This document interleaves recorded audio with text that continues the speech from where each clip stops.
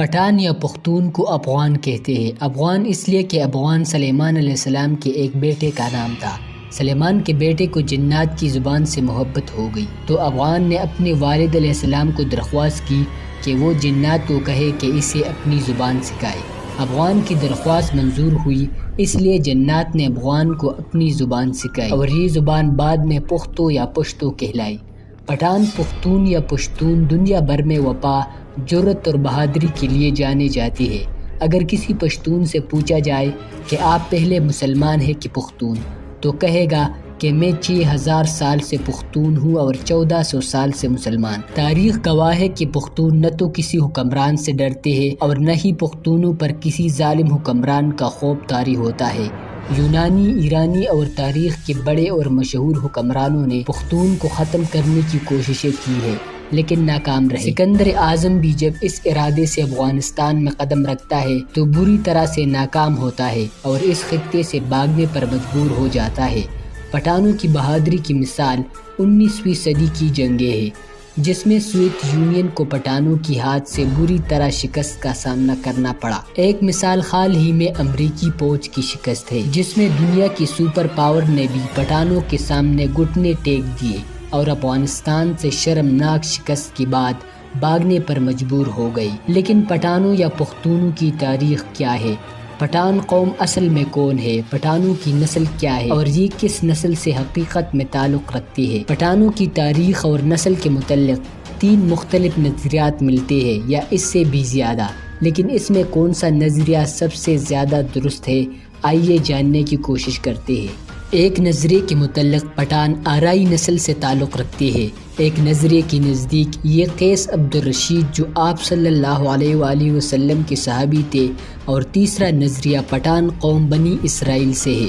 اس میں دوسرا اور تیسرا نظریہ یا تاریخ تقریباً ایک جیسا ہی ہے، یعنی یہ تاریخ بنی اسرائیل یعقوب علیہ السلام سے شروع ہوتا ہے اور قیس عبد الرشید پہ ختم ہوتا ہے۔ دوستو، ان سب میں جو نظریہ سب سے مشہور ہے وہ یہ ہے کہ پٹھان یہودیوں کے نسل سے ہے۔ بہت سے پٹھان تاریخ دان پٹھانوں کو یہودیوں کے نسل سے جوڑتے ہیں۔ یہودیوں کی 12 قبیلے جو فلسطین میں آباد تھے، در حقیقت حضرت یعقوب علیہ السلام کا لقب اسرائیل تھا اور اسی لیے حضرت یعقوب علیہ السلام کی اولاد کو بنی اسرائیل کہا جاتا ہے۔ یعقوب علیہ السلام کی 12 بیٹوں سے بنی اسرائیل کی 12 قبیلوں کا جنم ہوا اور اس ہی میں ایک قبیلہ بنی اسرائیل تھا۔ اس نظریے کے متعلق پشتونوں کا پہلا مورث اعلیٰ افغانہ بن ارمیہ بن طالوت تھا۔ طالوت بنی اسرائیل کا پہلا بادشاہ تھا جس نے بنی اسرائیل پر کامیابی سے 27 سال تک حکومت کی، اور اس کی بعد طالوت نے حضرت داؤد علیہ السلام کو اپنا جانشین بنایا اور خود اپنے 10 بیٹوں کے ساتھ کافروں سے لڑتا ہوا شہید ہوا۔ طالوت کے مرنے کے بعد اس کی 2 بیٹے پیدا ہوئی، برخیا اور ارمیہ۔ داؤد علیہ السلام نے طالوت کے ان 2 بیٹوں کی پرورش کی۔ جب یہ 2 بھائی بڑے ہوئے تو برخیا کو داؤد علیہ السلام نے اپنا وزیر اعظم اور ارمیہ کو اپنا سپہ سالار بنایا۔ یہ دونوں بھائی 29 سال تک اپنے اپنے عہدوں پر فائز رہے اور اس کے بعد وفات پا گئے۔ حضرت داؤد علیہ السلام بھی 120 سال تک حکومت کرنے کے بعد وفات پا گئے اور اس کی جگہ حضرت سلیمان علیہ السلام بنی اسرائیل کے بادشاہ مقرر ہوئے۔ حضرت سلیمان علیہ السلام نے برخیا کے بیٹے آصف کو اپنا وزیر اعظم اور ارمیہ کے بیٹے افغانہ کو اپنا سپہ سالار بنایا۔ آصف اور افغانہ برخیا اور ارمیہ کے بیٹے تھے اور برخیا اور ارمیہ طالوت علیہ السلام کے بیٹے تھے اور طالوت بنی اسرائیل کا پہلا بادشاہ تھا۔ حضرت سلیمان علیہ السلام بنی اسرائیل پر 80 سال تک حکمران رہے اور پھر وفات ہوئی۔ آپ کی وفات کے 20 دن بعد آصف اور افغانہ بھی وفات ہوئی۔ حضرت سلیمان علیہ السلام کی وفات کے بعد بنی اسرائیل خدا سے باغی ہو گئے۔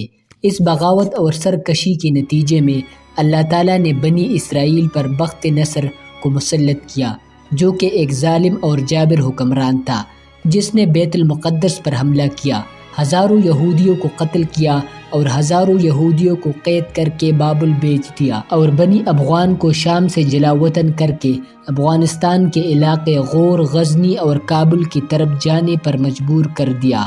افغانہ کی اولاد نے ایران اور افغانستان میں رہائش اختیار کی اور دھیرے دھیرے ان تمام علاقوں پر قابض ہو گئے۔ جب حضور صلی اللہ علیہ وآلہ وسلم نے مکہ سے مدینہ کی طرف ہجرت کی تو خالد بن ولید رضی اللہ تعالی عنہ، جو مورخوں کے مطابق اسرائیلی نسب تھے، غور کہ ان اسرائیلیوں کو اسلام لانے کی دعوت دی، اور اس دعوت کے جواب میں ان اسرائیلیوں کی ایک وفد جو 72 افراد پر مشتمل تھا، اپنے ایک سردار قیس کی سربراہی میں مدینہ منورہ پہنچا اور آپ صلی اللہ علیہ وآلہ وسلم کی خدمت میں حاضر ہو کر اسلام قبول کیا۔ حضور صلی اللہ علیہ وآلہ وسلم نے قائد وفد کا نام قیس سے تبدیل کر کے عبد الرشید کر دیا اور اسے بطان کا خطاب دیا اور فرمایا کہ یہ میرے دین کا بطان ہے۔